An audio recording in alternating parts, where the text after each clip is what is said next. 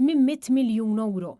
Dan huwa l-ammont li qed jiswa lil poplu Malti Wawċi traffiku skont is-suppost Master Plan 2030 ta' Gvern Laburista, biċ-ċifra ta' ftitla għal aktar minn 900 miljun euro dejjem sakemm ma jittieħdux azzjonijiet drastiċi. Il-pjan li pubblika il-Gvern stess ibassar illi jekk ma tittieħidx azzjoni imminenti, is-sewwieqa f'Malta se jaħlu fit-traffiku il fuq minn 8.5 miljun siegħa sas-sena 2030.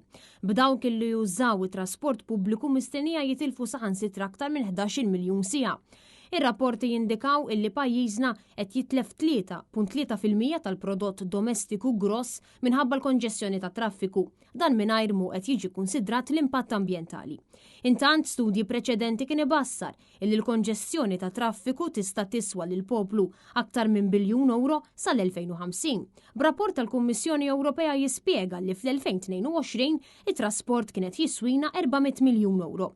L-istudju tal-Gvern jgħid ukoll illi Malta għandha l-aktar toroq densi fl-Unjoni Ewropea, bil-konsegwenza li huwa diffiċli ferm li jitwessew it-toroq preżenti. Minkejja dan ir-rapport u minkejja li kien il-Gvern stess li pubblikah, il-metro ma tissemma mqar darba u allura jidher li mhux fil-pjan tal-Gvern għal 25 sena li ġejja. Tissemma biss Bus Rapid Transit System, iċ-ċikliżmu u anke l-mixi bħala alternattiva għat-traffiku.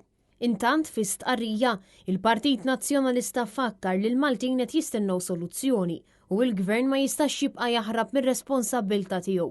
Il-Partit Nazzjonalista diġà ħareġ lit tal-kollaborazzjoni dwar dan u l-pajjiż ma jistax jibqa' jonfoq 800 miljun euro fis-sena biex jibqa' iġġamjat.